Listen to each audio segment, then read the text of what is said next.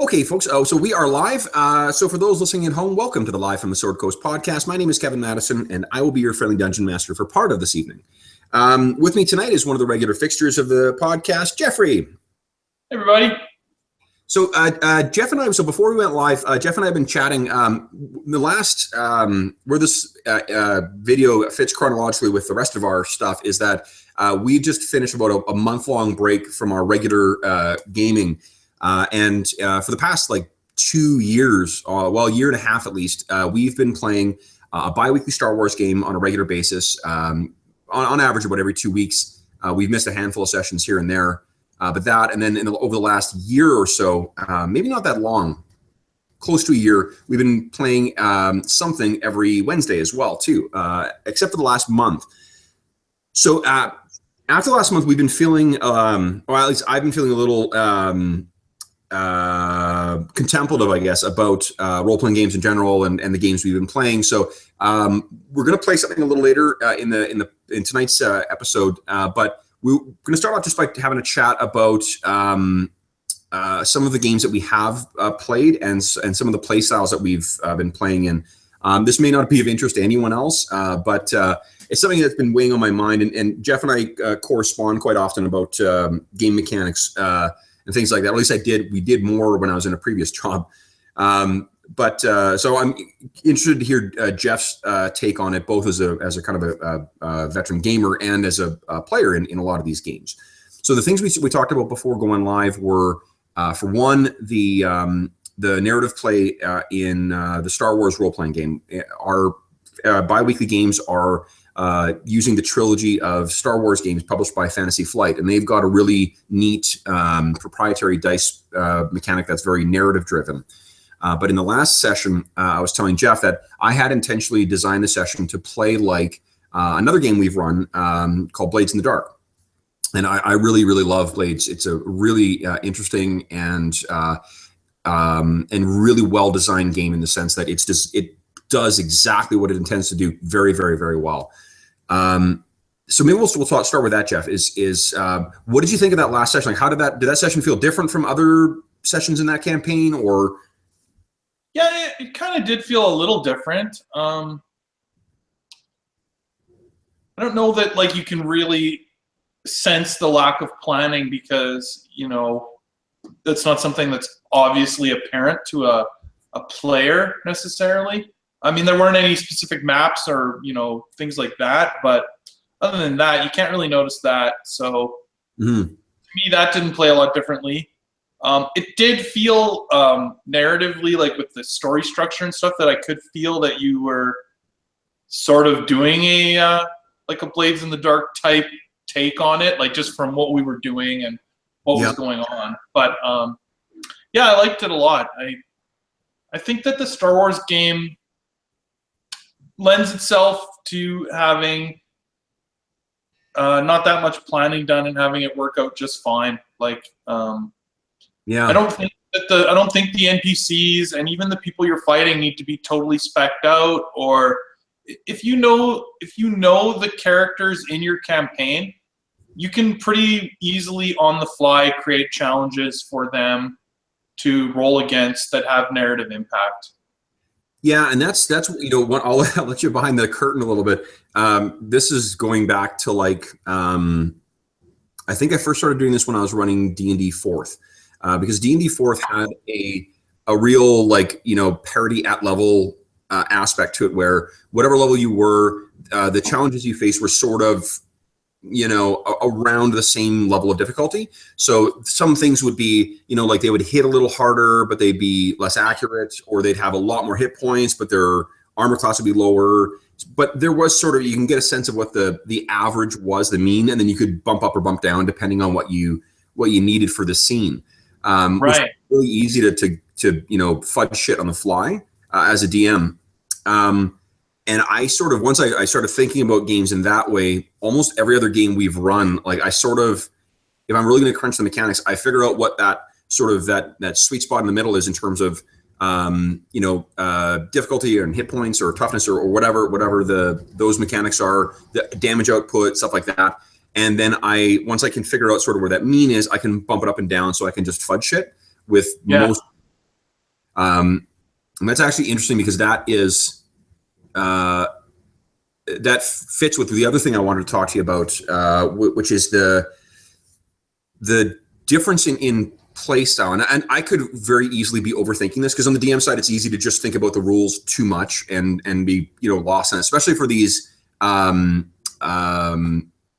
do you call them? Like multi setting or like a generic role playing systems like GURPS or Hero System or Cypher or whatever else. It's really easy to get lost in the weeds of the mechanics rather than thinking about like, look, these are they're a tool to run a story, not the whole thing of the game.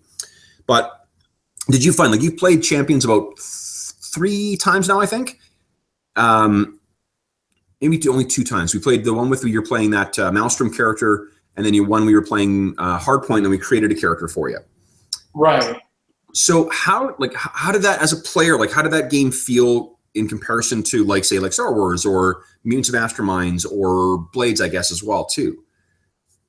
Yeah, like that game really does feel like you're living within the rules of the game. Like totally, when I'm playing Star Wars, I'm hardly ever thinking about what can Oddball do. I mean, there's sort of an idea there, but it's more like, what am I going to do?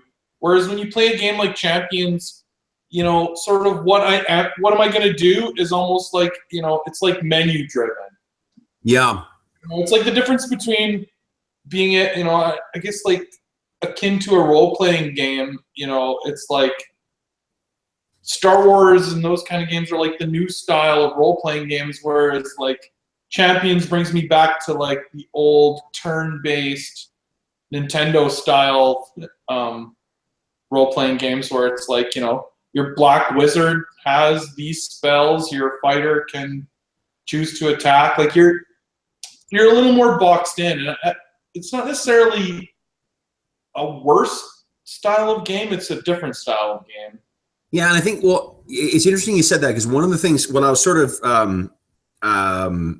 thinking about this over the last little while, when I've had some free time, I've been poking around on forums and reading, because there's just a shit ton of, which is better, Mutants and Masterminds or Champions or Hero System forums, right, where they go on for hundreds of pages. And one of the things that there was the comments that I saw that really stuck with me are, one of them suggested that in Mutants and Masterminds, you have a basic set of kind of what you can do, and then you can improvise a great deal from that. And your hero points to get, like new stunt new abilities or whatever. And you can also do things like alter the scene and like a lot of the narrative stuff that what we see in a lot of the other games we play. Whereas Hero System kind of does that up front. Like you build the character. Part of the game is building that character and selecting those different sort of permutations of abilities. But it's not as, it's not even as easy. It's much more tricky to stunt those things. You just sort of play that character. Once you've built it, you play that character, and that becomes the sort of the dynamics of the game. So that was one of the comments I thought was really interesting, and I can totally see that. Like if you look at the size of and this is not a great absolute apple and apples comparator, but like the size of a character sheet for a Mutants and Masterminds or DC Adventures character versus a Hero or System or Champions character.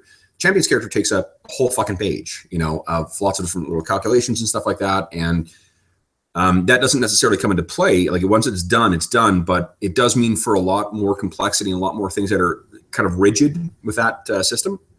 Right.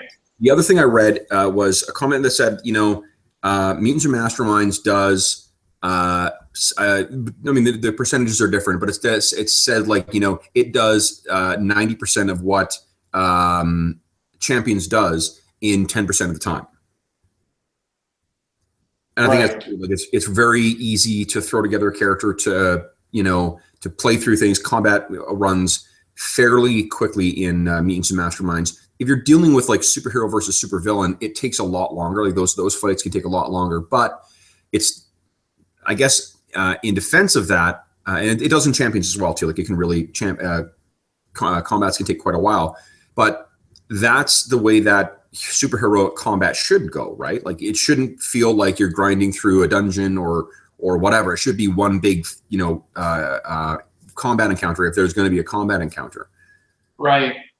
It's not. See, Go ahead. I find with the superhero genre, for me, I really like the narrative and idea and sort of stunt-driven version of combat.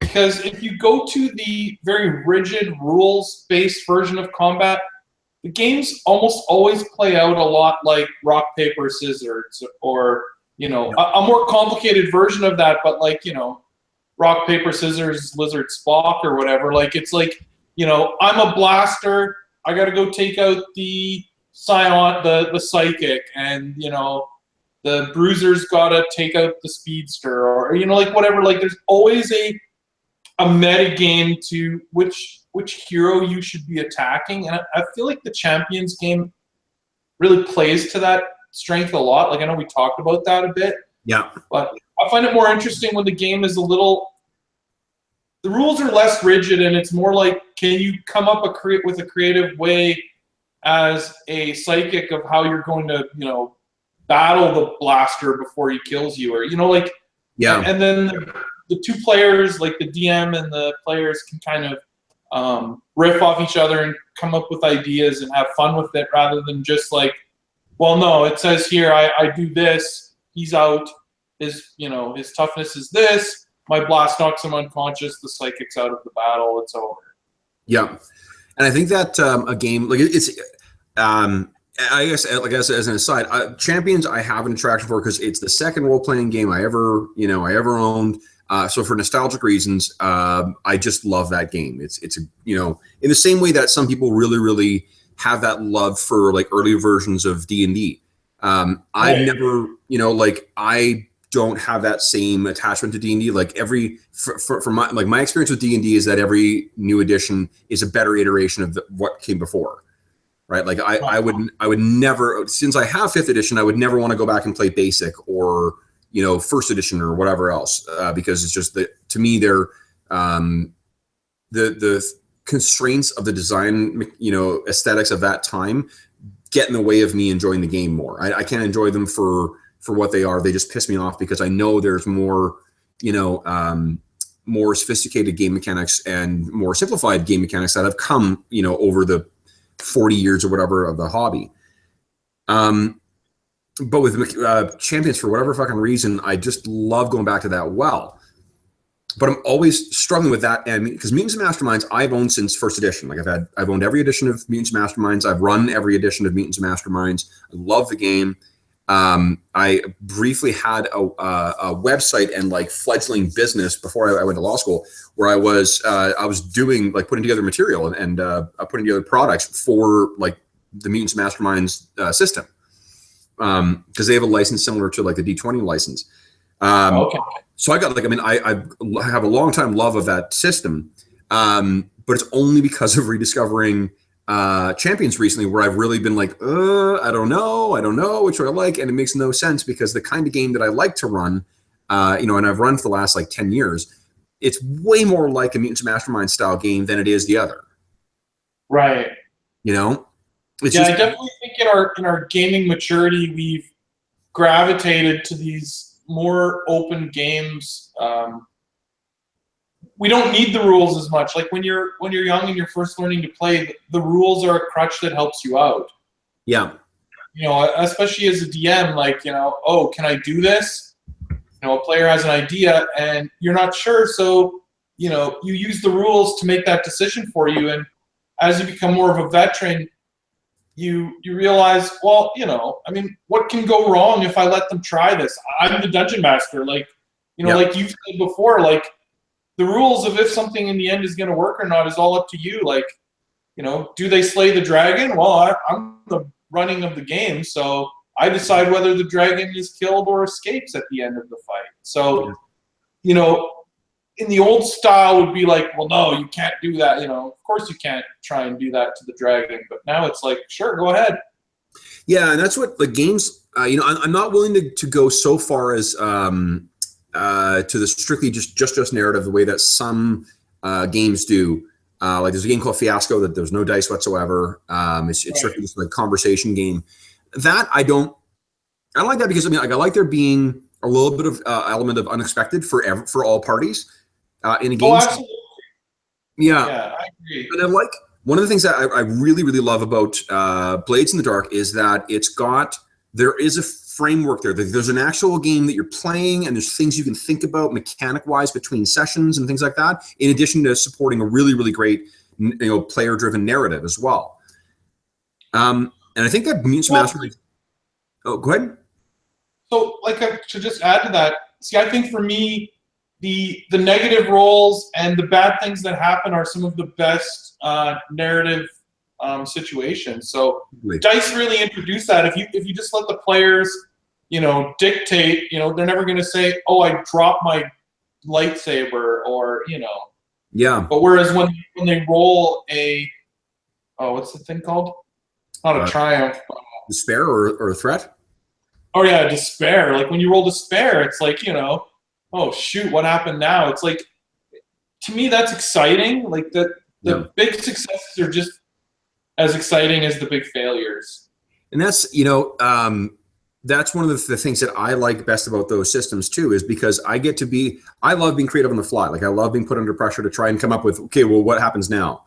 And I've really, really enjoyed Star Wars for that reason, because it's hysterical when you have some of the most memorable shit that's happened in our games from my perspective on my side of the screen in the Star Wars game have been the despairs, right? Like when Corey's character trashed that ship, flying into into Point. Yeah, right. Yeah, that was awesome. Fucking hysterical. When I can't remember if you were in this session or not, but when the first time I ran Star Wars for Dave, and I can't remember who I played with. It might have been you and Dave playing together. But it was Dave. Maybe. I can't remember. But anyway, he was playing a Wookiee, and he was trying to disguise himself or something as a janitor to try and get onto this ship. And he rolled a despair. And this is where Captain Trex got introduced. Remember, he was on the okay, yeah. And he was coming. It turned he rolled a despair. So what I interpreted that was as he's walking up the steps, Captain Trex is coming right down. He's like, "Oh shit!" Oh, Dave wasn't. He was playing Pash because he's always played Pash.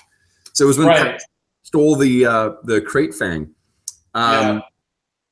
Okay, so I think that one major despair oddball roll was he was hacking. He was doing something, and then I remember you wrote in something about Vader actually noticed what was going on, and it's like, yes, that's right. Yeah. That's just exciting for a character, I think. So yeah, I definitely agree. I don't want just a narrative game. I definitely want a framework, dice involved, something to add random elements to mix up the game.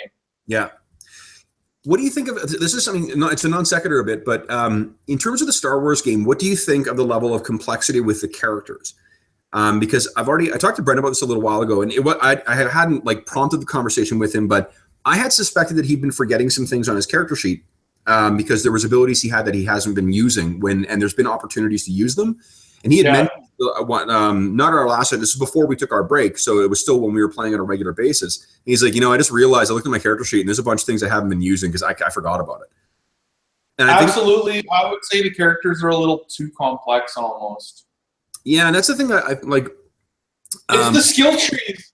They really fill out a lot of things, and it's easy to forget the small things. Yeah. And that's the thing with the games where they're, where a lot of the advantages you're getting is it's not as bad as Pathfinder, but to me, Pathfinder, I don't see a game that has unlimited options for building characters. What I see is a game that is really fundamentally about turning tiny little dials on, in the course of your character creation to create one specific arc for a character. Yeah. Because and for a lot of those decisions that you're making, I don't think they're particularly meaningful. In Star Wars, it's not as bad because there are a lot of talents you get that are meaningful. They have a significant impact on what you can do at the table, right? What things that make your action interesting beyond just oh, I've got a blue on my roll or I've got a upgrade. It's something different. But those are about a quarter of the benefits you get, and the rest of them are all sort of instantial kind of bonuses. Yeah, well, see, I even have my own example. With Oddball being a saboteur, one of the main saboteur things is you don't take strain as easily. Yeah. they're used to working under stress. And you know, there was probably about 4 months there where I was just taking strain that I shouldn't have been. You know, because the character is resistant to it, and you know, you forget about it, you don't read it, and then one day you're reading through it, and you're like, oh, I see. You know, whenever I take strain, I take 1 less, and then when I leveled it up, it took 2 less, and so it's like, you know. Yeah. And I don't think that's affected the game. Like, it's not affected the game whatsoever, because unlike, say, you know, like D&D, like a D&D, and I'm thinking in terms of combat, because combat's really where, you know, there's the threat of death clearly that's coming from the mechanics. Other stuff in like the exploration and the role playing or the social aspect of that game, that's less, you know, rigidly controlled by the game mechanics. Combat though isn't. Combat is clearly just a game mechanic thing, and that's one of those games where there are certain assumptions made in terms of maximizing character utility, right? Like maximizing the abilities you have. Yeah. So that if you're not using, like, say you're playing, you know, 9th level characters, and you're forgetting really about your 5th and 4th level spells. Every encounter you get in is going to be pretty fucking tricky, because you're not bringing to bear some of the abilities that encounter assumes you are bringing to bear. Right. You know, or like playing I think the biggest thing with the strain there is, I think part of the point of it is there are some things, game actions you can take in the game to spend your own strain, right? Yeah. And so I think the point of taking less strain from other actions is to sort of save your strain to exert it yourself when you want to use it. Yeah. You know what I mean? Like, that's one thing that I like about the Cypher system, too, is having, and I guess with Star Wars as well, because you do have a little bit of control over your own resources, where you can mitigate your risk to a degree, because you're spending your own, you know, exhaustible resource. Right. And I really dig that, because that's more and more, like, I've been happy to see more stuff seed to you guys, right? To where you're adding narrative elements to the game, or you're, you know, describing NPCs or whatever. And interestingly, that came when I first started doing that was from fucking DC Adventures, because they say, well, ask your players what it looks like. Don't describe for them what their superpowers look like or whatever, because they put thought into that. They have an idea of what they want it to look like. So ask them. And I started in that game, and then it kind of carried over into every other game that I ran. And I don't. That went all the way back for me. I mean, like back to Chad's original D&D game. Ooh. With Caspian, when I became a wizard, because I was asking Chad, I'm like, you know, do you care what my magic missiles look like? And he says, no, you can describe them any way you want. And that sort of clicked for me, like, oh, cool. They are like, because I was a vampire and a different kind of character. Like, instead of like little light darts, they were like black, you know, shadow daggers or whatever. Yeah. And like, just that tiny bit of flavor really changed the character for me. And you know, because I know myself that I'm very dogmatic to the rules in almost every game we run until we're actually playing, and then I don't give a shit. Right.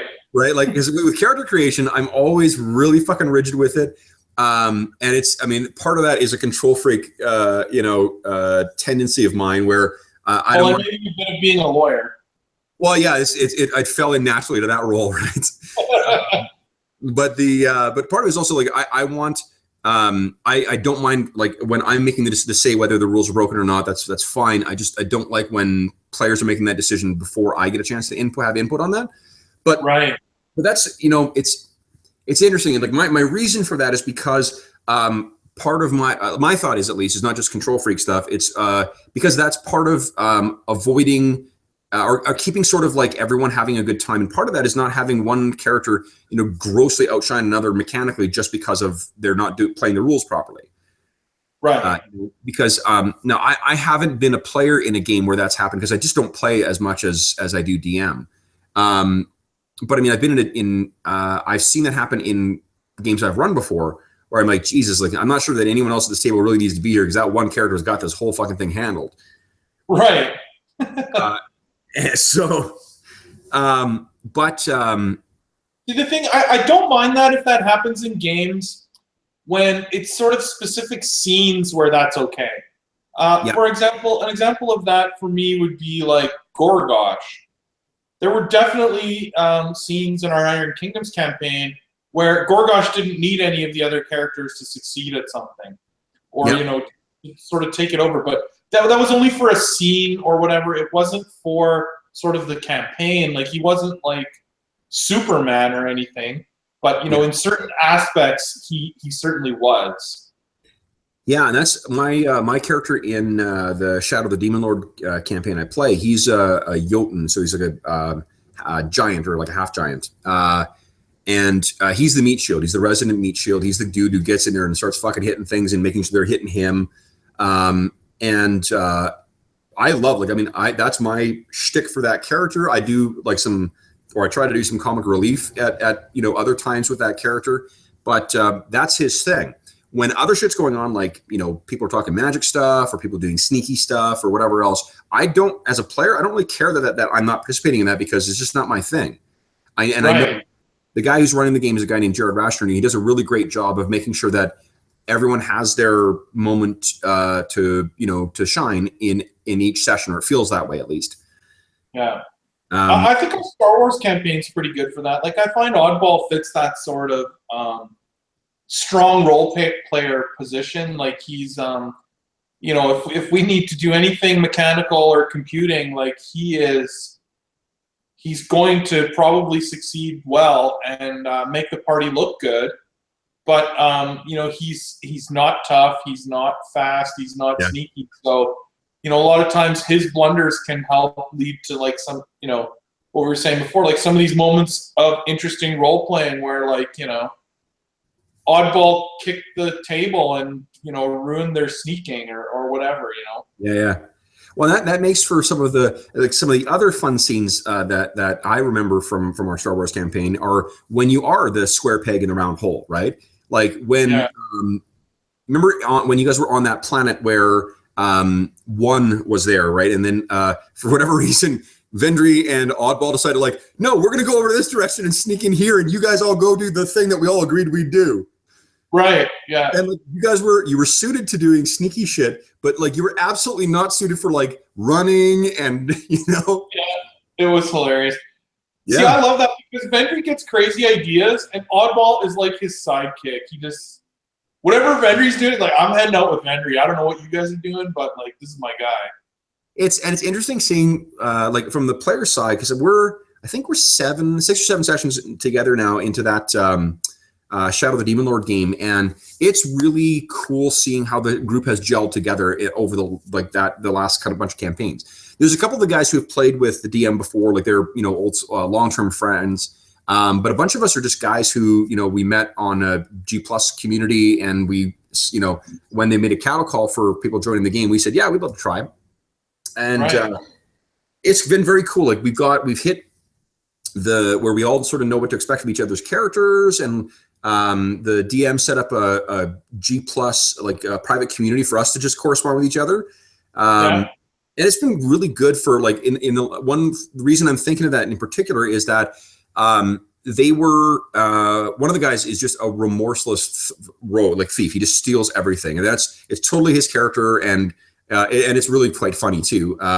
But he found something that was like, he found this robe on one of these guys that in Shadow of the Demon Lord terms, it either grants a boon on resistance to a magic roll of like dark magic, or it causes the dark magic caster to suffer a bane on the roll against you.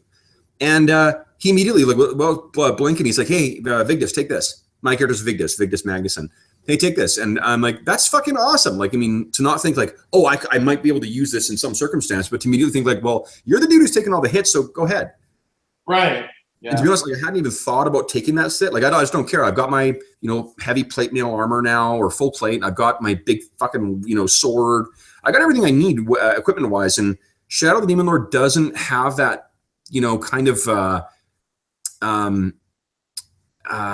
like window shopping aspect that D&D does with like magic items, where you want to try and 5th edition is not as bad about this as previous editions. In fact, like, I don't think it's quite as necessary, but like fourth edition, third edition, second to a lesser degree, but second, third, and fourth in a big way. A lot of the time was picking those magic items and trying to either get them constructed or purchasing them from somewhere to make your characters work, in concert with all your abilities. Yeah, I really love. That's one thing I actually loved about old D&D, and I think that a lot of games today miss is the random magic items. Totally. Like you're building your character down this path. Here he is. He's this guy, and all of a sudden, Oddball's got a lightsaber, or and now it's like, all right, I'm gonna try and learn how to use this thing, and it's interesting, right? Like or you get a portable hole, or something really cool, and it's like it becomes part of who your character is, and like the way he attacks things is like, well, I can jam it in my portable hole, and I like that. It's fun, and I find a lot of games just don't do that anymore. That's one of the magic items in Shadow of the Demon Lord are also like that. That's a similar way where you randomly generate them, so it gives them each of them a really interesting flavor, and it's sort of they're what you make of them, rather than being like a flat bonus to your attack or bonus to your defense or whatever. Right. Then again, to fifth edition's credit, they've leaned back in that direction where the magic items are interesting and like story enhancing rather than just being flat, mechanical bonuses. You don't need to stack a cloak and a brooch and bracers and a sword and a shield and whatever else to optimize your character. Right. Just more, yeah. They're more like creative items, like the portable hole, that kind of thing. Yeah, and it's and the random elements of a lot of these games too. I've really been embracing because I think there's a style of play that I've been reading about, and I'm sure it's not new. It's just new to me, but it's called the West Marches campaign, and basically what it is whatever game you're playing, it's sort of like whoever's here, today, that's who we're adventuring with, and we're going to go on an adventure, and we're going to do shit, and then we're going to come back to where we are at the end of it, and then next week, whoever's there, we're going to do the same thing. So it's got more of much looser structure to it, and you can have long-term things develop. So there can be like long-term plots that are sort of emerging in the course of the players doing their shit.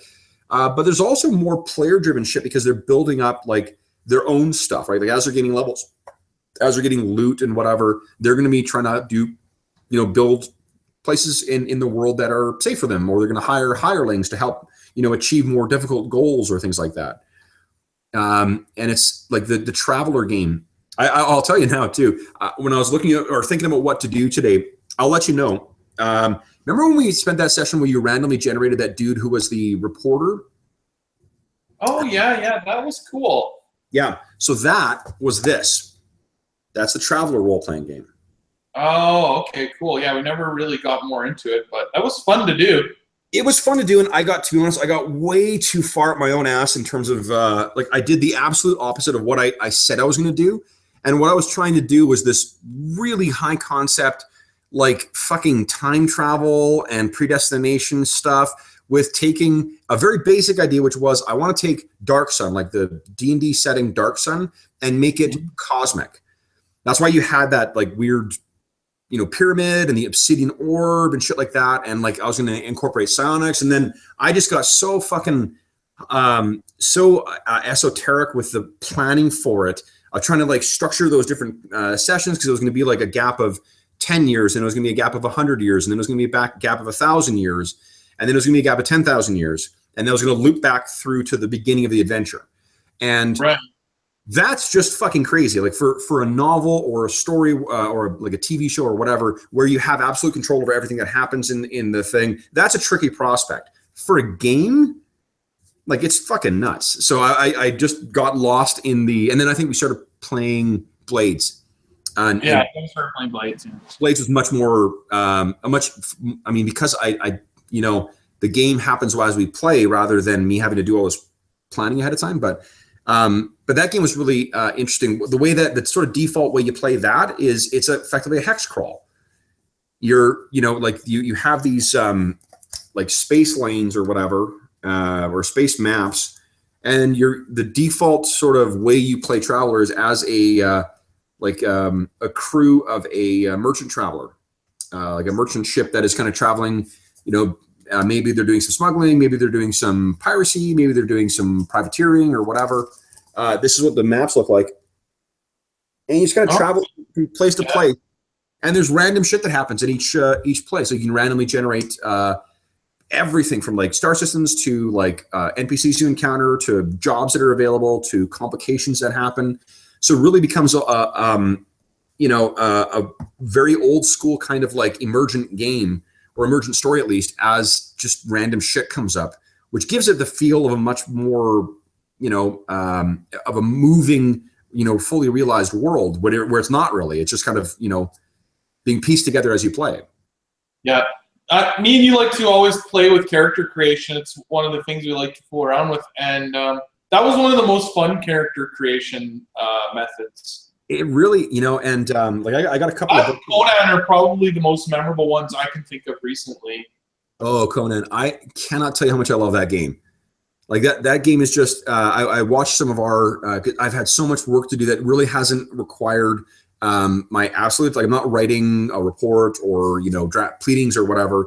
It's just like summarizing shit. And so I can just play old gaming sessions in the background and just, listen.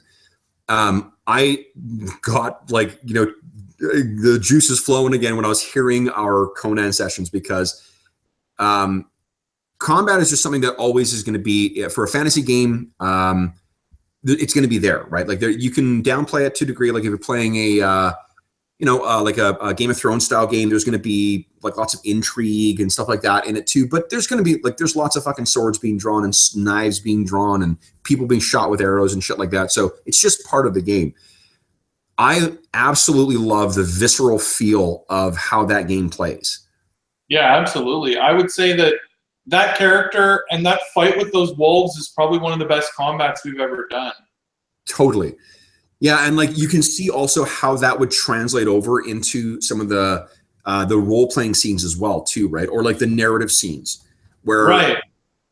Yeah, I just love that game, and they're actually publishing a Star Wars or Star Trek game with it as well.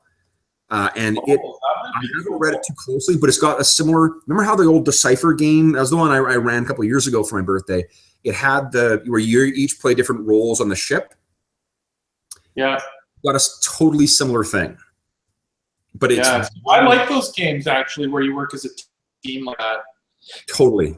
Yeah, and that's one of the. I think that in for whatever campaign I run next, I am going to get everyone to make characters together at the same time.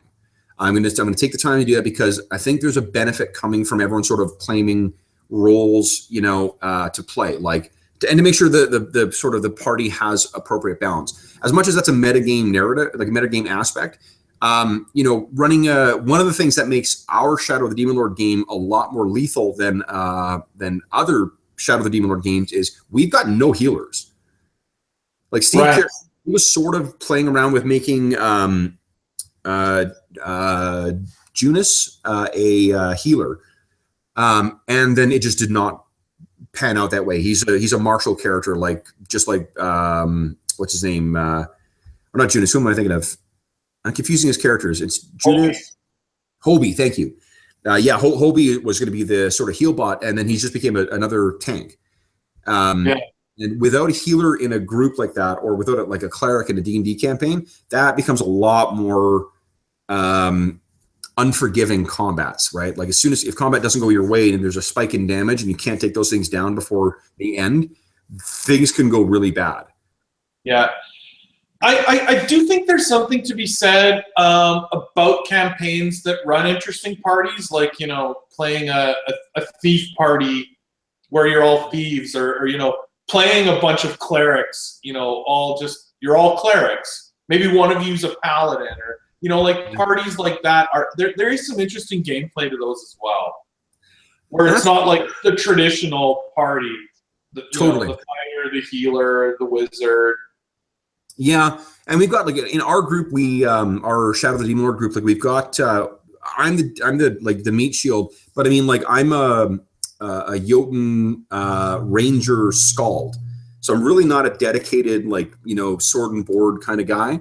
And the game is really great that way, that you're able to play, to develop your character to have some more diversity and more different abilities without really affecting the mechanical effectiveness of your character. Yeah. Well, see, like, I think Trader is an awesome character. Yes, that character ended up being that was sort of an unintentional thing. Like those two characters I designed with, I'm like, I reflected back on all the different types of characters you've played and the ones that you have seem to enjoy playing most. And I was like, I'm going to make the two characters that are fitting as much awesome that Jeff likes into two characters so that you can enjoy the system and see the system for for what Steve and I see in it. Right. You got a short shrift that first time around when you're playing that dwarf. Yeah, he wasn't very interesting. No, but he ended up. Trader ended up being much more lethal than I had intended, and he's really fucking durable too. Yeah, it's cool. I like him. I think he's a cool character. That's the thing that's really great about Shadow of the Demon Lord 2 is that it does create really interesting characters. And as a player, and I don't think I appreciated how attached you get to the characters because of those weird combos. Like, right. I'll never play a character exactly like Vigdis again. Right. It's such a unique, he's an ex-slave who in the course of his campaign has become, he's now in the game, he's the heir apparent to this weird, like, immortal position called the Stranger. It's just like weird dude who lives at a lake and he's immortal, and people go there and he puts them through tests if they want to gain knowledge. Mm-hmm. Yeah, it's really like, and it's funny because like when we were there, I thought that like one of the more magic guys would really want to do that, and it was a really cool role playing scene where like we're talking about things, and one of the characters that I connected with was this character named Abby, and Abby was a prostitute. Because remember in Shadow of the Demon Lord, you don't start with actual professions. You start off, or like with classes, you start just with professions. And right. She was a prostitute, and Vigdis was a slave. He was a thrall. So Vigdis just basically was the bouncer at her brothel, and then sort of like the campaign started. So I immediately started playing off, like not the big brother protector, but he would always sort of like defer to her and listen to her and stuff like that. And there was a moment in the session with the Stranger when it looked like Abby was going to take over this thing, and I just sort of clicked as a player. I'm like, you know what? Vigdis is not having this. Like, she's become a witch, and she's like, joining a coven and shit like that. So like, she's shaking the shackles that she had before, and she was just about to like sign herself up for this effectively like immortal life sentence at this one fucking lake, never be able to go anywhere else, and just answering questions. Right. And it just clicked, and like the Jotun had this concept of the weird, which is like a fate. And I'm like, you know what? This is what his fate is. It is fate. Like you're not destined to be here and stuck here and having to live here forever. That's what he's here for. He's here to shoulder that burden for you. And it was this really fucking cool, moment. And all that shit just sort of came together because that weirdo character kind of came together with his other weirdo character. Right.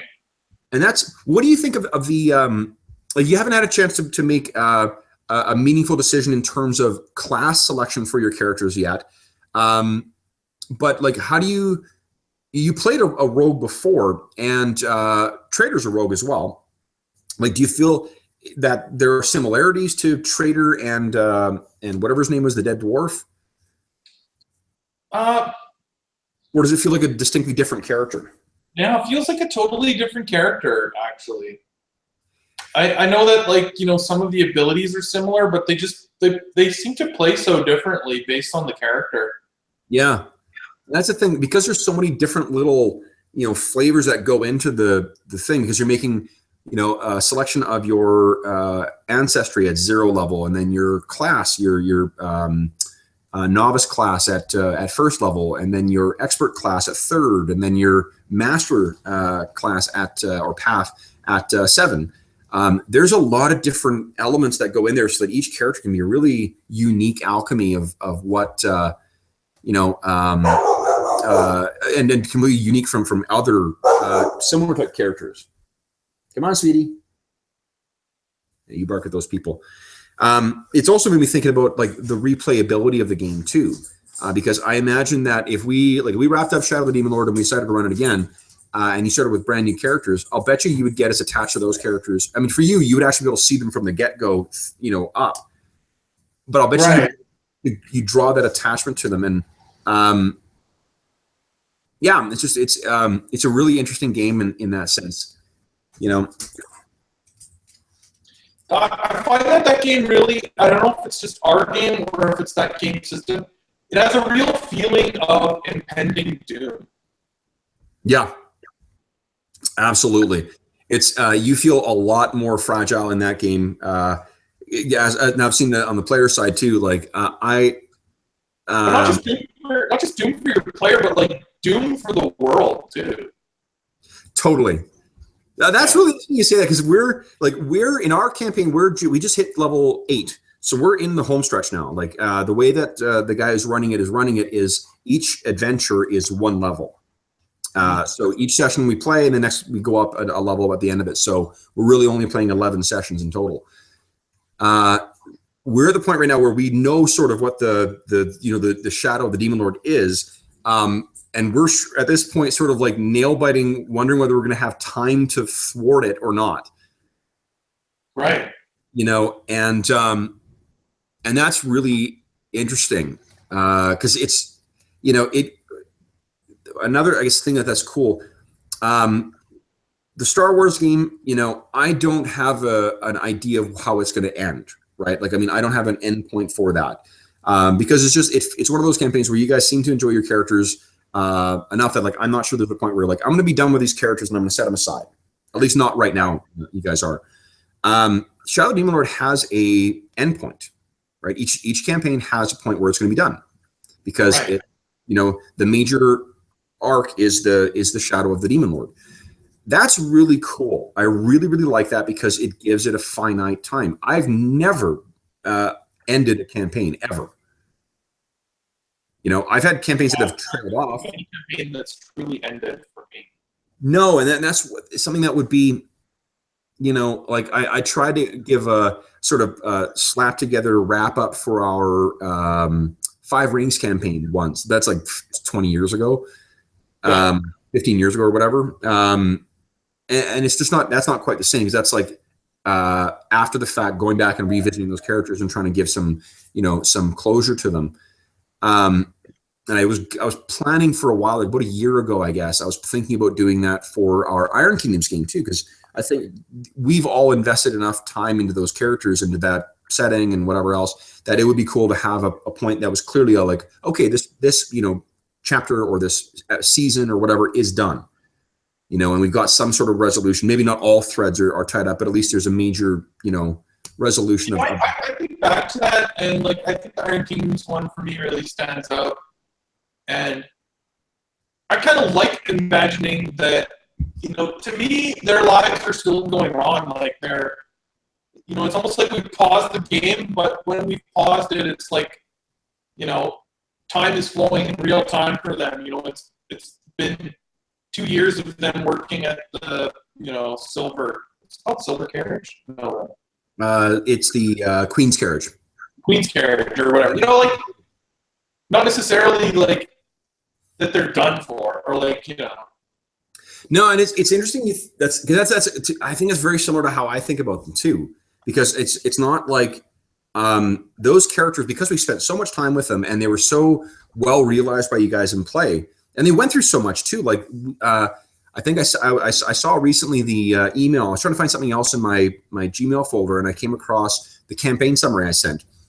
And the campaign summary, because at that time I was sending out weekly summaries of what happened in the session, or bi-weekly. I can't remember. We played every 2 weeks, right? Yeah, I think so. Yeah, I think so too. But that game, yeah, I mean, like it's like a 52-page document.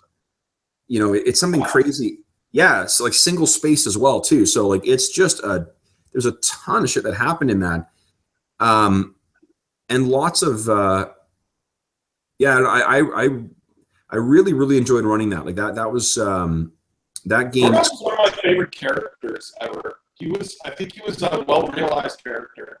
Totally, and really complex too. Like it was an interesting. I think all you guys did that, and getting, I guess, to tie it back to what we just were talking about too. That's another one of those things where there's different flavors going into each of those characters, right? Yeah. You got 2 careers to start with, and then you reach a certain point, and you can add another career.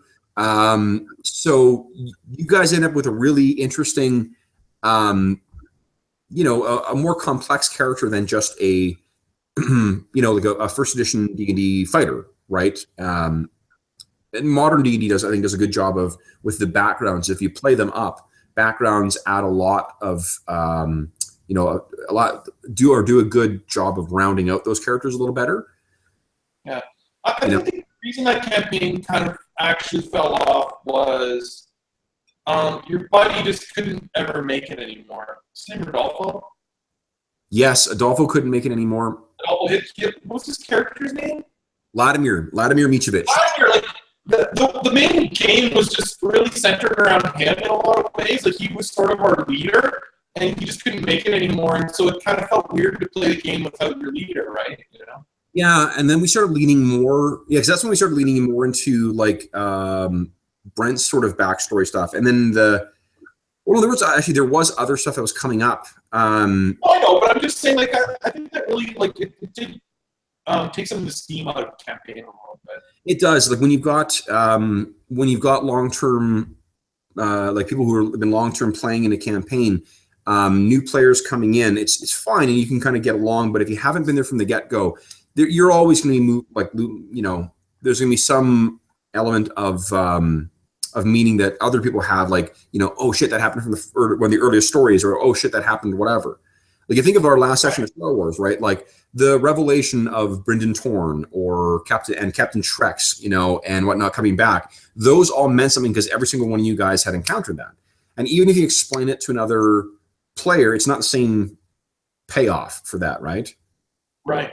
Yeah, like Gorgosh was a kind of a central character, but he sort of had lost his family, and then he was just working in that city, and trouble had sort of come back there, and Vladimir had a sort of a role for him there. Or was it Vladimir's family that hired us? No, it was the Duke. Duke. Yep, it was the But Duke. sort of like, I don't know, you know what I mean? Like, we were all heading back there to sort of, Well, there was a lot of that was one interesting thing with it too, is that there was different, like, for Gorgosh and for Declan, and for Declan remains Steve's favorite character too. The only other one is there's a character he played in DC Adventures called Natural Disaster. Those are the 2 characters that he keeps going back to as being his 2 favorites. Yeah. I suspect Oscar is up there as well now too, but those are his 2 favorites. But like Declan and Gorgosh, and some of the NPCs, like I can't remember his name, but remember the guy who you guys saved, the guy who was like framed for murder on that caravan, or was fired. Right. He wasn't framed for murder, but he was fired because he was blackmailing someone or something like that. Or whatever. He became our bartender. Yeah. And that's one of the things I love. Like, that dude was a throwaway character in an adventure that became an integral part of that, of that world. Yeah, totally. Yeah, and that's it's interesting because that was the first time I tried to run something as a Deep Space Nine is not the right comparator I'm thinking of here, but like a more site-based game rather than a traveling game. Yeah. And I think it really paid off a lot because it gave you guys a chance to really get a feel for that, that setting. You guys, really at the time, you guys were really aware of the different family sort of struggles that were going on, and the political bullshit that was happening in the background, and some of the religious tensions between the. Well, it was starting to feel like our home too. Like, it was. Totally. And the interesting thing about that, what I was going to ask is so those guys, like I think it's Andrei Sionovich was the guy you saved.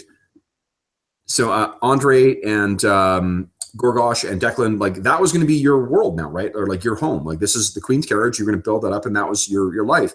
Whereas Elish, like Brent's character, had this whole elf thing that he was pursuing, right? Yeah. And that was cool because I mean, like I liked Thale, right? Yeah. Elish is his character in the solo game I ran for him. Right. We actually got through. Yeah, Thale was like involved in like this elvish, like ancient stuff that we had no idea about. No, and it was cool because like there was going to be a point where he would probably leave, right? And that just that was cool. Like I like that because it, things have meaning because they're and this is way too fucking like existential for a Wednesday night, right? But things have meaning because they've got finality, right? Like life has meaning because it's got finality. There's an end point where there's a time for everything and whatever else. And it was a cool thing to think that like he's going to move on at some point. This was going to be a moment in his life, and then he was going to be elsewhere. In the same way that he was going to be an instantial thing for you guys. Right. I guess that game ended up having more of a feel like a soap opera, like if you know what I mean, like. That's, like there wasn't a beginning or an end in a way, like like Days of Our Lives or whatever's been on for a million years. They're all my children. It just keeps going, right? And that's sort of how that feels to me. Like Iron Kingdom's just kept going. It could have just kept going forever. Like it didn't. Yeah, and that's the thing I'm struggling trying to do with our Star Wars game is to find that same sort of permanent footing because I'm enjoying coming up with different things each time, but like we've really only played. No, that's not true. We've probably played about like 8 or 9 different individual adventures. Maybe more, but I don't think more than 10 though, because there's been some like done in one adventures and stuff like that. But there's not necessarily a grand thrust to the campaign, right? And Iron Kingdoms always did.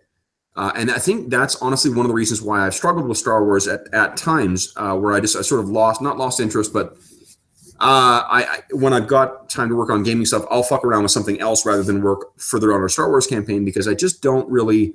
There's too many disparate interests with the characters, and that's where stumbling on Blades in the Dark has been really quite helpful because now I can just say like, all right, well, I've got these ideas of things that are going to happen in the world, and I'll let you guys decide week to week what you want to be.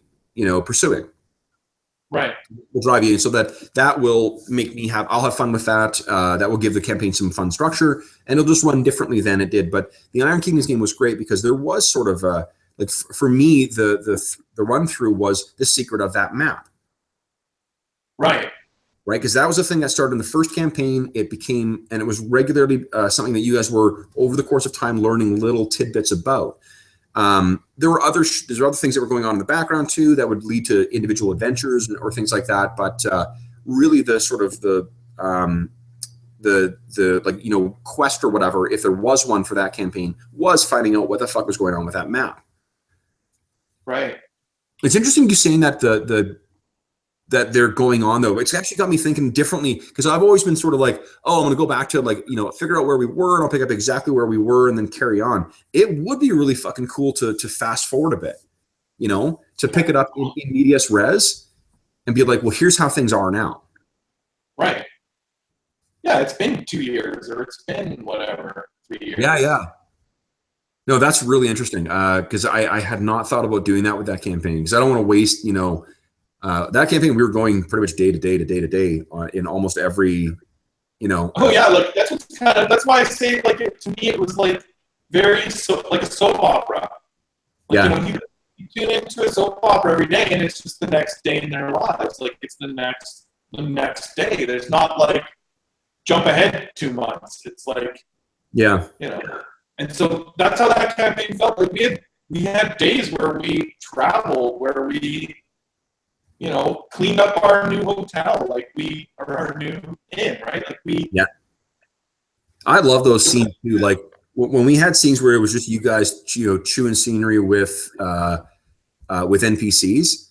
I just love those things like that. Those some of the times when you guys were hosting people in the, in the Queen's Carriage, or where there was that thing where you guys were having a contest of singing rounds against those rival. It was the guys from not Baron Yorick. I can't remember what his name was. It's escaping me right now. I remember there was that like shifty Baron or whatever that was you passed through him and in Bison Head. Oh yeah, he killed Thanos. Yeah, Friend. that's right. Yeah, the Magpie Knight. The Magpie Knight killed him, and you guys were so pissed at him that you almost murdered him in his sleep. Oh yeah, that's right. We stayed in our inn, and we were like, dagger over his throat. Like, should we do it or shouldn't we do it? Yeah, that was awesome. Yeah, and that's that campaign for sure is a high watermark in terms of so I don't mean that. No, it's not a high watermark, but it's one of the peaks. One of my absolute favorite games I've run. Our 5 Rings game, our what do you call it? The Iron Kingdoms game, or Star Wars game. To a lesser degree, our D&D game. Like, our D&D game didn't get the legs to it that I was hoping. I didn't get a good grasp on what I wanted to do with that game, and I was alternating between what my own ideas were and what the Hoard of the Dragon Queen adventure was. And I would have been better to just run what I wanted rather than trying to follow that adventure. That was one where I was a painter.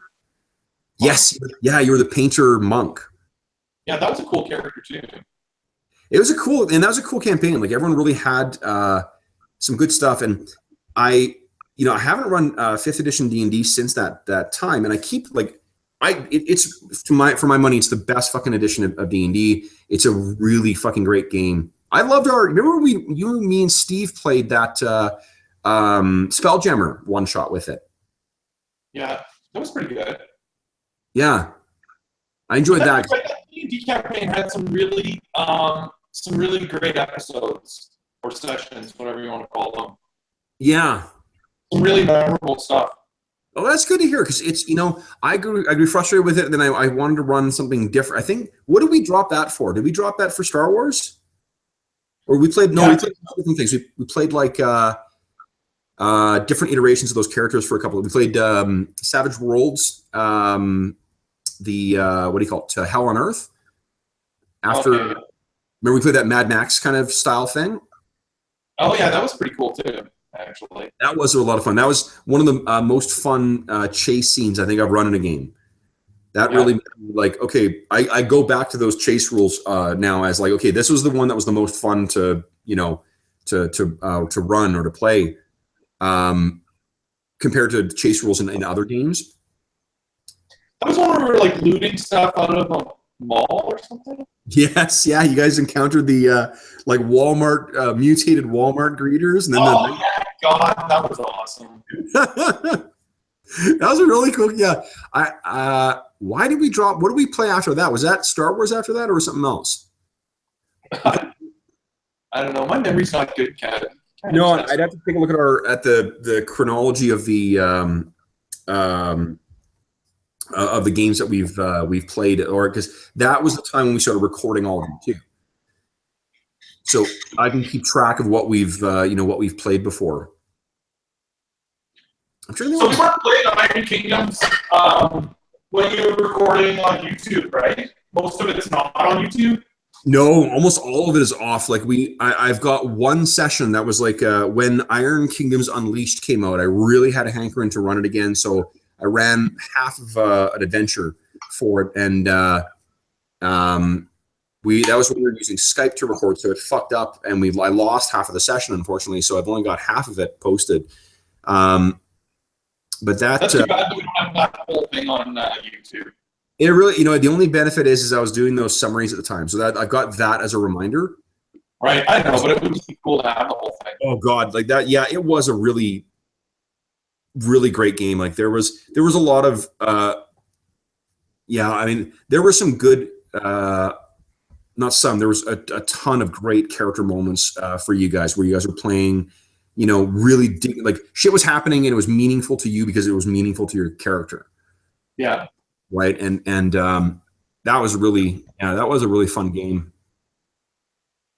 And it was to be honest, it was really fucking easy to run too, because it was so easy to just like, I knew what the long term sort of arc was for the the main thing, but I just had to keep like I had to know what the like present, the next, and the one after adventure was to start slowly just weaving shit in, and then sometimes shit would come up that would just because of what you guys had done or who you interacted with or whatever. Like we left things basically when you guys took all that gear from the Cold Alliance. Right. Well, and there was crazy stuff going on with that other family. Yep. One girl disappeared. Yeah, that was Vladimir's family. It was Adolfo's character. His sister got kidnapped taken by the by the druids, the black. Right. There was that other family that we were escorting them from the bad guy's place to the town we were living in. Yes. Yeah. We were beset by those crazy undead weirdos, and one of them was like their king or queen, or I can't remember now, but like there was all that stuff going on still too. Yeah. Oh yeah, like there was a ton of stuff like and that was nice about that because once you do the work on that, it can be a sandbox game, right? You can kind of like pursue what you want, and that's actually, you know what, like one of the reasons why I really got so excited about Conan is because it felt like you could absolutely run that kind of thing with that game because of right. the time stuff. Like you wouldn't necessarily have to have it be geographically specific, but you could really, it could be an epic of these guys like spreading out and getting together and building up shit and having it fall apart and whatever. And like, you could really have those great character moments the same way we did in our Iron Kingdoms campaign. I mean, like we could do the same thing in Star Wars as well. It's just that because you guys have specific and different goals, I'm finding it hard to find that single, thing. I mean, I'm not unhappy with how the campaigns come together because I think it's been what I'm doing is just running fun, vignettes that slowly kind of tease things together. Yeah. But there isn't like a unified thread through it the way that there has been in other campaigns I've run. Right. Which isn't bad. Honestly, I think the unified thread a little bit is the Arts and Shadow. Yeah, that's true. Yeah, that's together.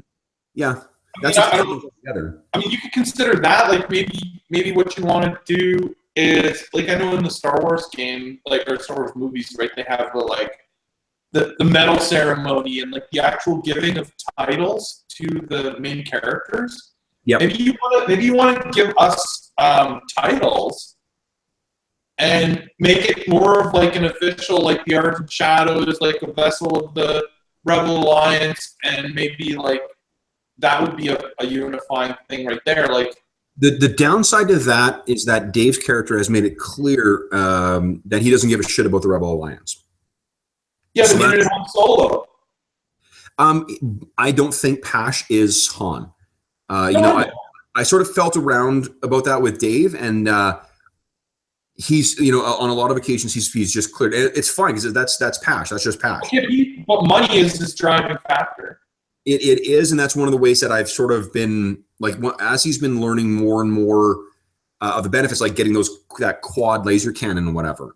For the ship. What if he's the pilot of the ship, right? What if the ship is hired as a hired gun? And that's where I'm sort of trying to leave things, leading into season 3 is to have you guys have a bunch of different sort of, there are story threads you can follow, and it will be what you guys choose to do with them, to make it a little bit more. I know what you're like, but I think what you're kind of getting at is you don't want to pull the party too far apart. No, and I think that what I'm going to see in the next season is whether the characters will be played as the characters, with where there's a recognition, like we're all members of the crew and we can't all do everything. So we got to figure out what we're going to do. Are we going to focus on, chasing these leads for the San Alior, or are we going to try and find out what the hell is going on with the the whatever it is, the sorority of whatever, veiled sorority, and Steve's character's sister, or are we, are we following some of this Jedi stuff because Brent's been having these, or his character's been having these those weird visions about that planet with this sort of dualistic, temple over the last little while. Master Rule is sort of lurking around in the background as well. Corey just introduced this interesting idea of him trying to be, to like basically be a double or triple agent for the Empire. So it'd be interesting to see what everyone sort of chooses to do. I think one of the things that will help with that is there is sometimes decision paralysis with that particular group because there isn't a clear leader. Right. So if you guys are making the decision as to what you're doing and what you're working towards, that's going to require less of me reminding you guys like you're here to do X, Y, Z. Right. That's one of the things that's really tricky.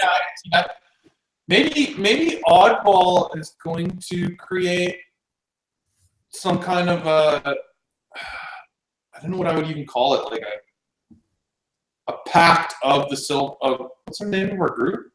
The Argent Shadow. Right, like an Argent Shadow pact where it's like, we agree like to work together to achieve our our goals or whatever, and maybe Oddball will draft something up. That would be cool because even if you guys are thinking of yourselves, because like the people who have the clear links to the rebellion are Oddball and Ventry. You guys are clearly rebel agents. Brent's character is associated with the Rebel Alliance, but it's really not his priority. His priority is setting up the Jedi Order, which is one of the ways where he clearly differs from Luke, right? Right. Like, Luke has torn, competing sort of interests or whatnot. But he's also, because he's come to respect Oscara, he clearly is interested in pursuing that. One of the strongest sessions I think we had in terms of at least the characters playing characters, right, was the that scene where or that episode where you guys found Pasha's old ship, right? Where you found cabin, you sort of found out about his slaving past or whatnot too. There's some really great role playing that time. So what do you think are the biggest drivers of the character? So, Oddball though, I think his goals are, to fight the tyranny of the Empire, but not necessarily, he doesn't have to be, like a rebel soldier or anything like that. Well, I think one of the things that I have maybe not done terribly well is making you guys really think about what the motivations for your characters are. Like not only the motivations, but their goals. Like what do you actually want? There is an interesting mechanic in the second edition of 7th. Because you played 7th back in the day, right? I think so. It was that swashbuckling game. It was published by the same guys who did Legend of the Five Rings. Yeah, I think I played it. Okay, so I'm trying to think. When I was running it in Winnipeg, but I'm trying to think if you had moved back to Morden or not by that point. I can't remember. Probably. Well, anyway, it's the second edition has introduced this interesting thing where, like, you don't necessarily gain like experience points per se. What you do is you will gain story points, and what those are is basically either the DM or there's gonna be DM like story goals that are just part of the adventure that the DM has written, but you also can set individual ones for yourself and be like, I want to attend a fencing school and I want to get the fencing ability, or I want to get advance my sorceress knowledge. So what you'll do is you'll propose, depending on how many ranks that ability is, you will propose a number of steps. So like a 3-rank ability requires 3 steps, and you'll describe in broad strokes what that requires. Like I'll need to recover if I want to advance my sorcery, knowledge, and it's a 3-step thing. My first step is acquire, the heart-shaped herb. And then the second step will be locate an alchemist who can synthesize this, and my final one will be return to my master and use this to advance my knowledge, right? Right. And like, then that gives you as the player, for one thing, you're helping to dictate what the actual story is going to be about, and like you don't dominate, like you don't play like a dick and just have that, but the DM then knows to incorporate those threads in and give you opportunities to do those things, and also it sort of tells the DM what you're interested in doing, and then he can write his adventures around that too. Yeah. It's really clever because I think that it's by making the players think about, the specific goals and how they're going to achieve them. It does a good job of framing what you're doing. Blades in the Dark does a fucking awesome job of this because you're criminals, right? Like you're going out and you're doing your scores. So you know what the game's about. I'm going to go out and I'm going to do shit. I think we suffer a little bit of lack of clear goal definition in our Star Wars game, and maybe that's part of why our Iron Kingdoms game, it was clear what everyone wanted. Right. And to a degree, well, so maybe what I'll do is I'll write up a document like the Pact of the Argent Shadow or something like that. Yeah. And I'll write up the main rules of the group, and I will include a section, like I'll have like the goals of the Argent Shadow, and I'll tell each player that I expect them to fill in one goal for the group. Yeah. If they have more than one goal, then we can talk about them adding more than one goal. But like, I want to make sure we'll make sure everyone puts one in there. Yeah, and like sort of be like, like a lot, like I guess the thing that comes to mind to me is like the Three Musketeers, or like like a group like that. Like we're banding together, choosing to make this sort of an official group where we work together for the betterment of everyone, and then we can sort of choose, like you said, for ourselves, what is the most important goal right now? Like, what is the most pressing goal? Like, do we need to rescue Oscar's sister first and foremost and get that done because he's our brother and it's trouble and we need to fix this first? One thing that's different too is that if we were having those conversations in our IK game, everyone would be talking in their character's voice, right? Like everyone would be thinking about that. I'm not sure that we would do that in Star Wars just because of the way we've been playing it. There's a lot of metagame thinking and a lot of metagame talk. Yeah. And I think part of that is because I haven't really, I think we've all got a sense of what the characters are like and how they would respond to things, but we don't necessarily know. They're a little aimless. So if these characters had more clearly defined kind of goals, that might actually help with finding that voice for, or at least finding that agency for each of those characters of what you specifically want to work towards, rather than being, passive responders to whatever else is happening. And I don't mean critical in the campaign, it's just that like that's where I'm, I can see that we did that in Iron Kingdoms. Now that we've started talking about that game again, I can see we did that in IK. I can see that we do that for sure in Blades. At the end of the character generation scenes or sessions that we've had in that game, you guys all know exactly what your goal is going to be, right? Like we're right in there. We're like, okay, I'm going to try and do this, and here's what my idea is for doing that, and blah blah blah, and we start having that conversation. We don't do that in Star Wars. It's a very reactive kind of game rather than an active game. Right. It's not a bad thing. There's nothing wrong. That's how most, traditionally that's how the games are run, right? Like I set up the scenario, I set up the challenges, but I think I'm more interested in having you guys react to things than I am just setting up and here's the adventure for this week. I don't mind doing that because those have been a lot of, some of those sessions have been quite fun. The what do you call it? Get Curter episode was a lot of fun to prep, a lot of fun to run. The less so the one that we had on Sahur, where you guys stuck with that the governor's wife in the crate. Were you there for that one? No, this doesn't sound familiar. Oh, okay, so maybe you were on vacation. That's why I ran a one shot. You might have been in Vegas or something for it. Oh, yeah. That one, I think Corey might have missed that one as well too. Maybe. And I think because of that, it just that I didn't feel that went as well as I had hoped it would run. It felt a little bit, poking things along. And I mean, there's always going to be off sessions with any role playing game campaign, right? Like you can't. Right, of course, yeah, gems and whatnot. But yeah, I think that maybe that's why I'm. I mean, I'm not to the point where I don't want to run it. It doesn't feel like a chore or anything, but like I am not jazzed about our Star Wars campaign the way I am about a lot of our other games we run. Right. I don't think about it in between sessions as much as I do with other things, and I don't do as much prep on it as I do with other games.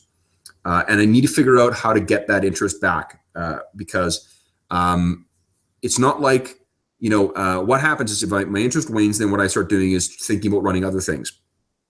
And right. I didn't have that happen with IK. IK fell apart for other reasons, but I didn't lose interest in the campaign itself and in the characters and stuff like that. It just, we ended up starting something different. I think we started playing Dragon Age after it, actually, because we had a new. Yeah, I think you're right. Yeah, we did. We had a new group of players coming in, so we started running that. Because there were players we had in at the beginning of IK who just dropped off. Quite like Jordan was with us for a couple of sessions, and then he was gone. Nick was on and off with the game. So we ran Dragon Age for a bit, and then when 5th edition came out, we switched to that. Right. And then things went from there. So, like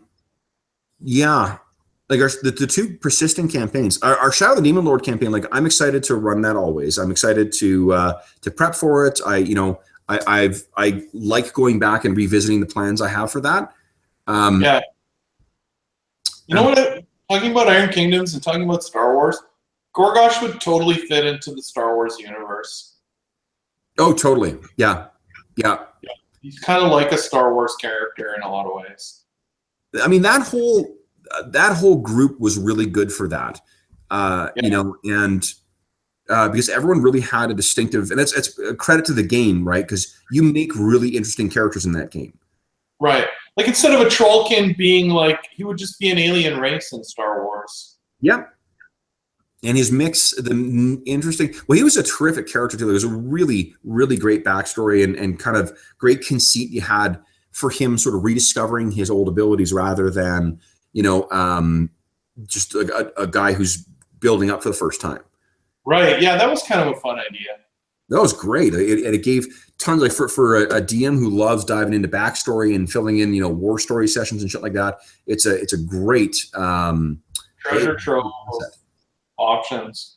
Yeah. No, it was a really that was great. And your idea for the 2-year gap is a terrific idea.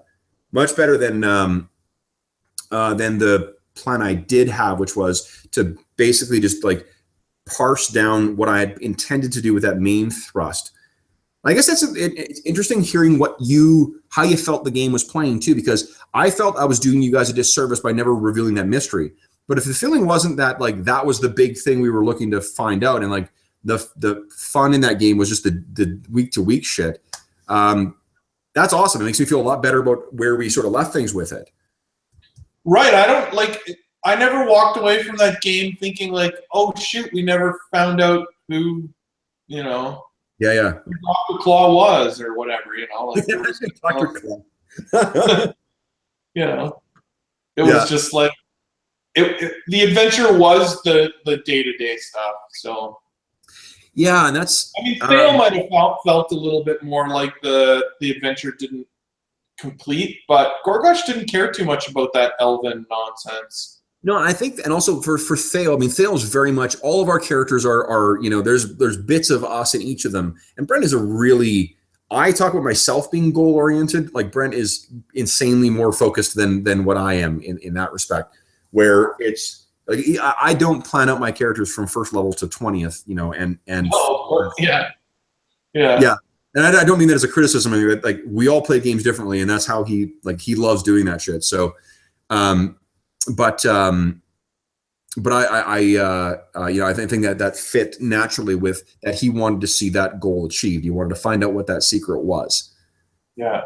Because that's sort of what his character. And also that really was what his character's point of being in Blackacre was. Right, was to find out why the fuck are there these elven-looking ruins in the middle of a human land at a time when they shouldn't have been here? Right. Totally. Yeah. Yeah. That was interesting. I liked it. Me too.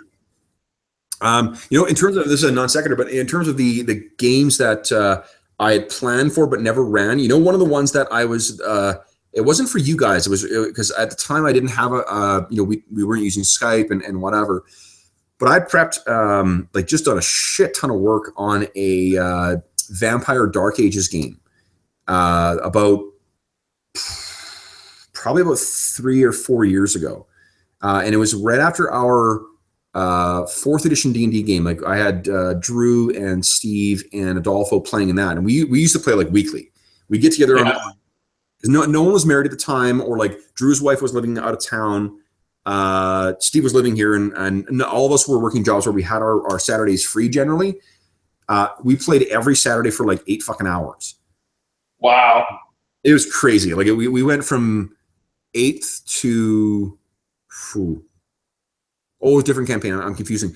The Drow campaign went from 7th or 8th to 12th in 4th edition, and the other one went from 1st until 6th, I think, or 7th in 4th edition. But what was my point with that? What were we just talking about? Sorry, my fucking train of thought just went.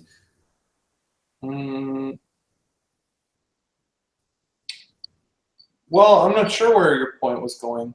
Where's I going with that? You were just talking about all the prep work you did for it. Yes. So we like that game fell apart, and it was that was a really tabletop heavy thing. We also played BattleTech, but we had this really crazy ongoing BattleTech campaign as well. For like 4 months, we played BattleTech like once or twice a week. I could totally get into a campaign that was like dual a dual campaign where it's like you play a game like BattleTech and it's like all narrative and story driven and whatever, and then every once in a while you get together on a Saturday for like 10 hours for the battle, and you play the miniature, play out the actual full on board game sort of aspect of a game like that. Well, that's where that was going. Like we were playing more of the board game thing, but I had set up. There's a planet in the canon called Clefandù 4, and Clefandù 4 was this. It's on the border between at the time it was the Federated Commonwealth and a place called the Draconis Combine. And the Draconis Combine is my absolute favorite faction in, I think, like any game unit. They're effectively like mech warrior samurai. And I just love them. And what it was that it was an invasion. They were playing. They had a company of mechs. So there was 12 mechs. Each of them was a squad leader of 3 other mechs, and they were like dropped onto this planet to try and liberate this planet. It was the liberation of Clefandù 4, and they were trying to fight off these these Cretan mechs that were in there. So every week it would, something would happen, and then there would be a change in the overall scenario. And it was cool. Like it was really fun. And in the last year, Drew and Steve have really been bugging me to run it again. The downside with that is that the combat takes so fucking long that that's all you're doing. Right. Right. Like that's why I was saying like it would be kind of fun to okay, this Saturday we're going to play 10 hours of this battle because it's like, it's not in depth, and oh, totally. And it is like we had one encounter where it was like a company versus a company. So it was like 12 mechs versus 12 mechs, and there were some vehicles and stuff. And I'm pretty sure that encounter took about 14 hours. Yeah. Just because the game is so detailed, and you got to move each individual mech and whatnot. And man, was it intense. It was a good, the downside to that though, is that you as a DM, I found it harder because I played BattleTech competitively as well too. I was way more invested in the monsters winning in that than I was, because they're fucking battle mechs, right? Than I was in like letting the players win. So it wasn't as much fun in combat for me as it was, because like I'm supposed to lose. They're there to lose, unless there's Right, and you were playing it like a strategic board game. Yeah, because that's how that game is played, right? So that was. But no, I totally hear what you're saying, and so the vampire game. So the vampire game, it was set in the beginning or early, either late 12th century, early 13th century, and the characters were playing like some of the vampires who are. I don't know if you ever played any of the vampire games, but it's your characters, because like vampires are, every vampire has a sire, and that sire has a sire, and they're part of a clan, and the clans have different interactions with each other. It's this really complex, political kind of intrigue game, in addition to being bits of personal horror. So like there are princes who, are the titular rulers in a city, and they have a court, and there are different roles within that court, and whatever, and like there's different rival, in addition to like different personality conflicts and shit that can happen. There are also different clans that are rivals to each other, or factions within those clans. So I had set up in Vienna in 1201 or 1202 or something like that. And like the amount of research that I had done for the time before and after, and all that area around there at the time, was possibly more research than I put into any other game. Like my research folder was about this thick of material on 13th century Austria and Transylvania and whatever else. And then like teasing ways I could use that shit to set up this massive, thing. Is the biggest sandbox campaign that I've ever never run. Yeah. Yeah. What was that other game that we played? Oh, Night's Black Agents. That was one of the things I really like about that game, was using all the real world stuff like Google Maps and stuff like that. That was cool. So I realized what I did wrong with that game too, in retrospect, is because I gave you guys just a shit ton of. I was so excited about the handouts and the information. I'm like, here's all this stuff, and then it really became like, well, what the fuck do I do with this? Like I didn't realize that like 2 or 3 of those things would have been sufficient, but giving you like 12 is like, well, what the fuck? Like, I'm not finding this a terrible. It's like having a full quest log in World of Warcraft, right? Where it's like, well, god damn it, like, what do I work on first? I'm running in the Delta Green game that I run for Drew and 2 of the guys I knew from law school out here. I'm running that as a Delta Green. It's like a Call of Cthulhu meets the X-Files game. But what I've done is I'm actually secretly running a Night's Black Agents game. They don't know it's going to be vampires. They think it's aliens. But at some point in the campaign, that they're going to realize, like, why do all these aliens seem really vampiric? And what the sort of like the revelation, the fun revelation is going to be is that when one of the agents is like, well, if we told you it's vampires, you would never believe us. But if we told you it's aliens, you'd buy it because you people are stupid. Yeah. Right. So, but in that campaign, I'm doing what I should have done, which is slow drabs of information. So that there becomes this really precious clue that the players, chase down, rather than having a fucking, like they say, Minority Report, like an orgy of evidence, right? Right.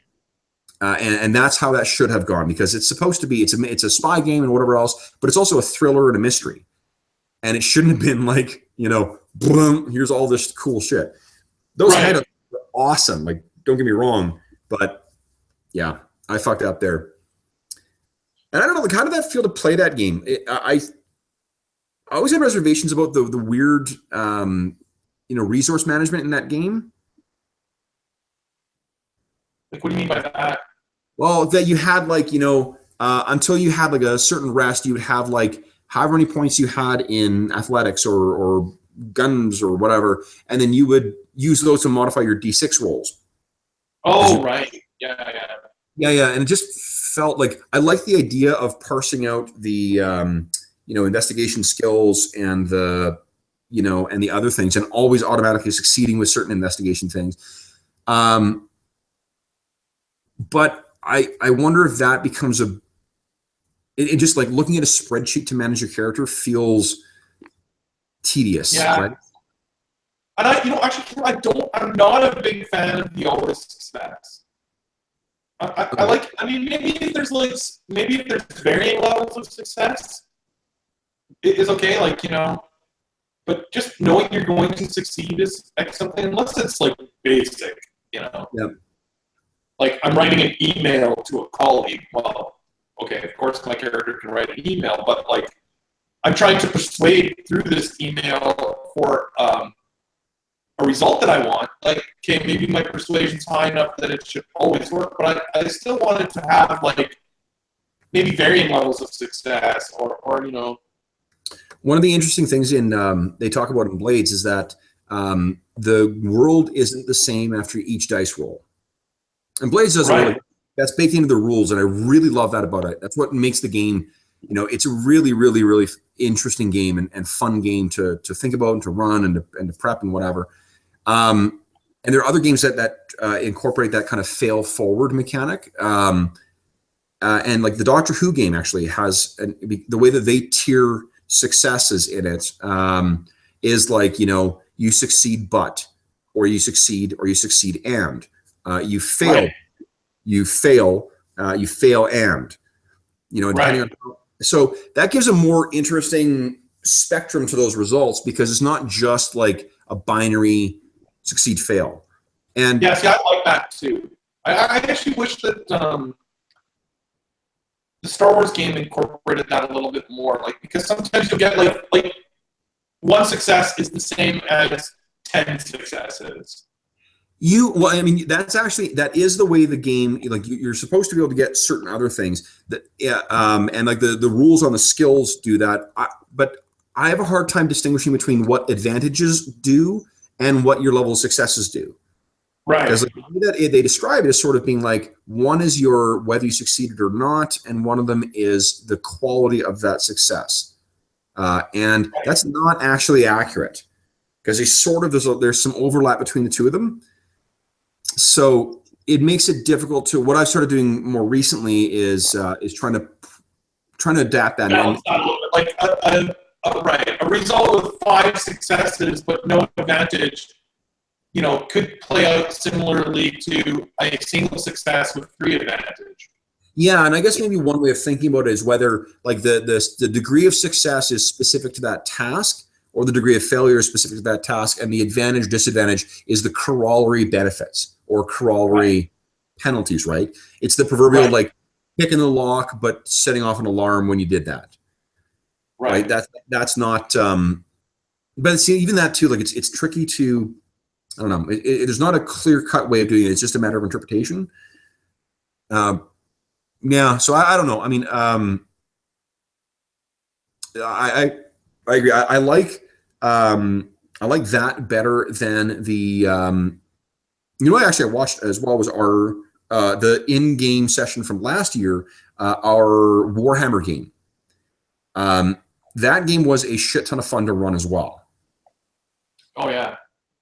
I really that was a really well put together game. When I sit and think about it, I like the Star Wars mechanic better because it I like that it's not so prone towards disastrous failure, because just the way that the dice work if you're rolling a purple in Star Wars, you're never rolling a despair.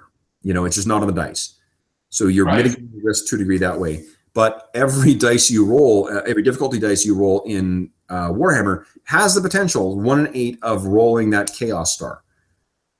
So you're going to get and it fits that world. But yeah, I'm not sure that. Yeah, but anyway, that session though, gosh, that was an awful lot of fun. It was fun, yeah. Yeah. Oh man. Well, that's awesome. And we've chewed up a couple hours of just chatting about gaming. It's exactly, I think, how I needed to spend my night. Perfect. Well, it's difficult for us. We don't even need to actually play a game. Talking about it is just as interesting. Yeah, and we haven't. I mean, you and I haven't had a chance to really just chat about gaming in like like forever. I think last time we did was like when you made your Champions character. Yeah. We had a chance to chat about that too. So, last as we're wrapping up the session, what games, what are your favorite games that we've played so far? I'm curious because you're a great player where you're happy to play anything, But like, what are the games that over the years we've played? What are the ones that really like? When you hear that we're like separate them from the actual, like it's difficult to separate them from the campaign, right? Like, fair enough, yeah. I don't know how much I love the Iron Kingdoms game itself as much as I really love that campaign. Yep, no, fair enough. It is a good game system. I'm really enjoying the Star Wars game system, and I think the Conan one. I really think those are two of the best ones for me personally. Yeah, I'm with you on that. Like, I mean, if I think of my my favorite games that I get the most excited about running, are I mean, it is a Star Wars game. Like every time, the thing I absolutely love about it is even though I'm not spending the amount of time in prep and whatever else that I do in for or have in the past for other games, the really fucking amazing thing about that game is that it requires no prep at all. It's so easy to just look up stats and run them out of the book. That it really is, and it's like those other games I talked about earlier too. Like I know what my sort of parity level is, and I've started ignoring the rules as written in terms of setting difficulties for target rules and shit like that. Just because you guys are far more capable than I think the default level of gameplay expects you to be. So if we were constantly rolling at even a really like the hardest difficulty is I think either 5 or 6 purples. That's still not a huge challenge for the areas where you guys excel, like your computer skill or Pasha's piloting skill or Dash's stealth skill, right? Like those areas you guys are fucking amazing at, or Steve's gunnery. You guys are amazing in each of those areas. So even just rules as written, it's not until I start introducing despairs like reds and run the potential of rolling despairs where there's some actual tension to those dice rolls. Right. But that said, I mean, like now that I'm feeling not constrained by that and just like setting them at what I think is dramatically appropriate, it's a terrifically easy game to run. And what I need to do is really reinvest. Like I'm bringing my Star Wars stuff back with me to Winnipeg, and I'm going to try and like really get back into the books again and really, because I got like fucking 10 days where I want to be home. So I'm really going to dive back into those and try and like get that pool full again and get excited about the game in the way that I was. I like the campaign. I like the characters. The thing is the way I used to do like, set pieces for Iron Kingdoms or set pieces for some of my IK games that would have a mechanical twist to them to make the combats interesting. Like remember there's that one where you guys were, fighting those bison riders, right? Yeah. In that game. Like I enjoyed that setting up that combat and running that combat an awful lot. Or there was fighting that. There was which, sorry? Oh yeah, that was a great when you guys were fighting that like running fight with her. Yeah. That had a great fucking start to that thing too, because that's when Steve picked up his gun again. Yeah. Or Declan shattered his that lacquered case and then brought his gun out and started fucking blazing away again. Yeah, that was awesome. That was awesome. Yeah. But so yeah, Star Wars obviously. IK I still go back to, and one of the reasons I really love it is that it is so easy to get an evocative idea for a character by looking through the career list. If I'm trying to come up with an interesting idea for some NPCs or like someone who might drive an adventure, I just have to flip through those and be like, okay, so this guy is, an alchemist knight. So what's that like? Like how did this person get to that point? What's the, and what does he want out of this? Or a guy who's a rifleman spy, or duelist thief.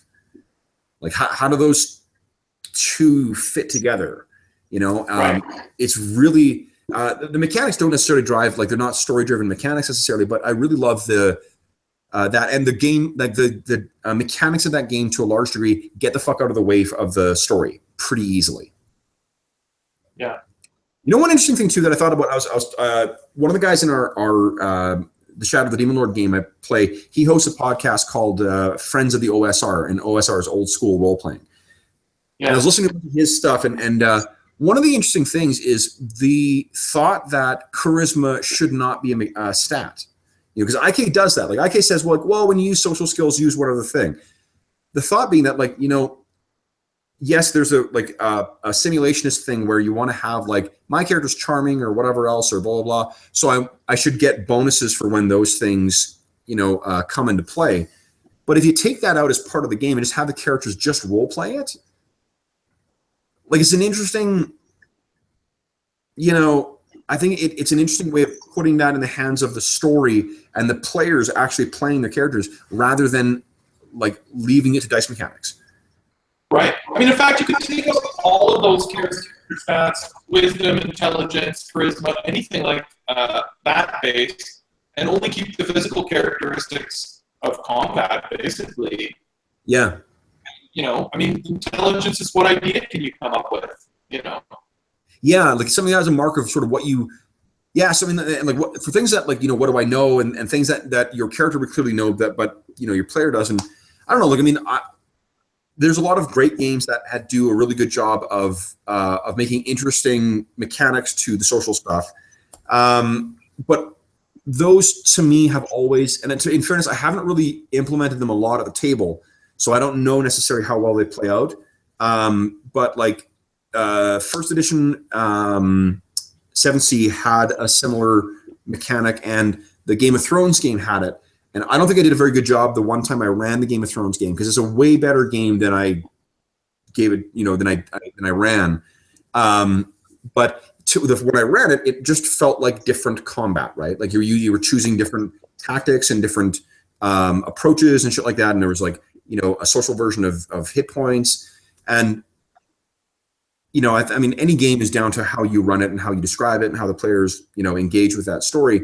So I think there's a much better job that can be done with it in the same way that like the abstracted mechanics of combat in a role-playing game can still make for a really interesting story. But so I'm of a mixed mind. Like there's games that do a really good job of that social shit. But it's an interesting argument to think like, well, why do I need this? I'm going to play my character as a charming guy, as a boor, as an idiot, as a clever guy, whatever. And we'll just, right. Yeah. But Conan is absolutely, so getting to favorite games, Star Wars, Blades in the Dark, Conan, and Shadow of the Demon Lord. I think those are my 4 favorite games to run right now. I'm enjoying my Delta Green campaign, but that's more just because it's a different horror thing. But right. In terms of the actual games ones, those are the ones that I really and that's not true. I really have a good time running that because it's so different from anything else I run.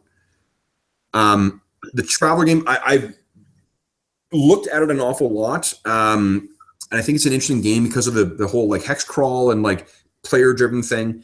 And I love the idea that it's hard sci-fi. No spacey shit. Fuck, you know what? A game that I did do a fair amount of prep on. It's something I'm gonna tell Brent about it afterwards. He's actually asked me not to tell him all the other games I prepped because for my birthday session, I had in various stages of preparation about 11 different games. No joke. Because I've been prepping this since January, right? So like I had characters, I had adventure outlines, I had in some cases like fucking full stats, so I knew breakdowns of what was going to happen in the session. I'm the one I landed on. I'm absolutely thrilled with. It's the one I want to run. It's the one I think you guys will enjoy. So like it's going to be great. But one of the ones I actually got pretty far along the line, like I almost got shit printed for it, was a game called Twilight 2000, and it's a game where you guys play the survivors. It's a game that was published first in like the late 80s. It's survivors of, or maybe mid 80s, but it's survivors of the Third World War that happened in the year 2000. Cool. And your guys, like soldiers trapped in behind the lines, where basically like because of the nuclear exchanges and the fucking constant grinding of war, basically people were like, look, you're like headquarters is like, we've been bombed into oblivion. We've got no more support to send you. We can't get directions from back home. So you're on your own. Good luck. Yeah. So you're kind of playing like, almost like modern day, not like modern day, but like modern day Vikings. So it's soldiers in Poland, trying to just like find some way to live. Maybe they want to get home. Maybe they just want to find a safe place. Maybe they just want to survive. Maybe they want to keep fighting.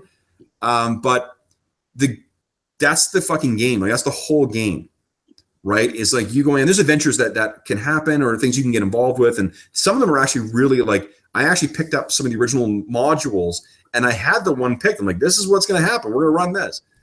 But I ended up not going. But that to me is a really interesting one too, because it's so different. No magic, no classes, no special class abilities, no whatever. Like you've got your skills, your creativity as a player of trying to get around the shit, and then there's resource management because like you've got to repair vehicles and you've got to distill alcohol to keep those things running, and you got to get food. And you got to deal with like if you get exposed to radiation, like you got to deal with that, and then you also have to deal with like scavengers or raiders, or when you arrive at a village and they're like, "Fuck off, we don't want to let you in," but you need water or you need whatever. That's fun.